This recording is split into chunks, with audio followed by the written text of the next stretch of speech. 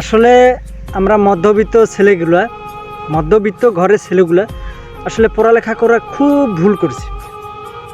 পড়ালেখা না করে যদি আমরা রাজমিস্ত্রিতে কাজ করতাম তাহলে এতদিনে আমরা প্রতিষ্ঠিত হয়ে যেতাম।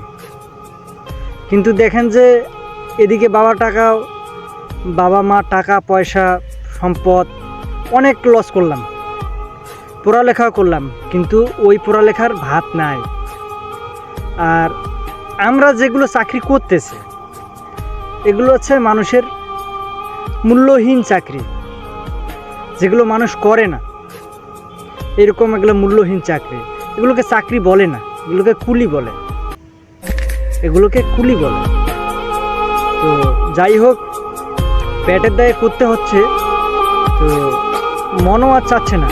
আমি যেটা ভাবতেছি যে আমাদের চেয়ে মনে হয় যারা দিনমজুর ওরা খুব সুখে আছে, কারণ ওরা সকাল 9টার আগে হয়তো কোনোদিনও মনে হয় দেখছি যে ঘুম থেকে উঠছে। আর যারা চাকরি করে তারা দেখেন যে 8টার আগেই ঘুম থেকে উঠছে, ওঠার পরে দেখেন যে কার্যক্রম চালু, অফিস যাইতে হবে, ডিউটি করতে হবে।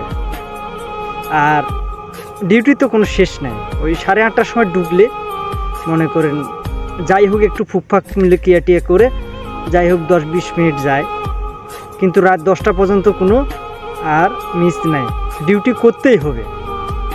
এতে শরীর চলুক বা নাই চলুক, ডিউটি করতেই হবে। তো কি আমরা চাকরি করি রে ভাই? এলে কি চাকরি বলে? চাকরি, যে চাকরি ছুটি নেয়, শুক্রবার করে ছুটি নেয়, এদের কি চাকরি বলে? আমি যেটুকু ভাবতেছি এর চেয়ে হয়তো যারা রাজমিস্ত্রির কাজ করতেছে, দোলাবাড়িতে কাজ করতেছে, আমাদের যাদেরকে দোলাবালি বলে বা মাঠে ঘাটে বলে, এরা অনেক সুখে আছে, এরা এদের নিঃস্বাধীনতার মধ্যে চলতে পারে। কিন্তু আমাদের স্বাধীনতাটা কই?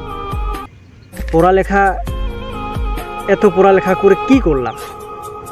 হ্যাঁ, আমার বাপ মা মনে করে মানুষের কাছে যে বলে যে না আমার ছেলে মেট্রিক পাস, কিন্তু এই মেট্রিক পাসের হয়তো আর বর্তমানে কিয়াই নেই, খাওয়াই নেই। ইন্টার পাস, আমার ছেলে ইন্টার পাস, কিন্তু দেখেন ইন্টার পাস করে পরে হানি টানতে হচ্ছে। তাহলে এই পড়ালেখা করে লাভ কি? এর চেয়ে আমি যেটা বলি যে তো রাজমিস্ত্রির কাজে লাগে পড়া, দেখবে অল্প দিনের মধ্যে তোমার ভবিষ্যৎ আলো। মানে মধ্যবিত্তদের বলতেছি, আবার উচ্চবিত্ত যে বলতেছি, আর যাদের বুদ্ধিমাত্রা ভালো আছে তাদের ক্ষেত্রে আলাদা। কিন্তু যাদের বুদ্ধিমাত্রা খুবই কম তাদেরকে আমি বলতেছি, তোরা পড়ালেখা না করে, বাবার অর্থ সম্পদ ধ্বংস না করে তোরা কাজ করো, তোরা রাজমিস্ত্রিতে যোগ দাও, তাহলে দেখবা যে অল্প দিনের মধ্যে তুমি প্রতিষ্ঠিত হয়ে গেছো।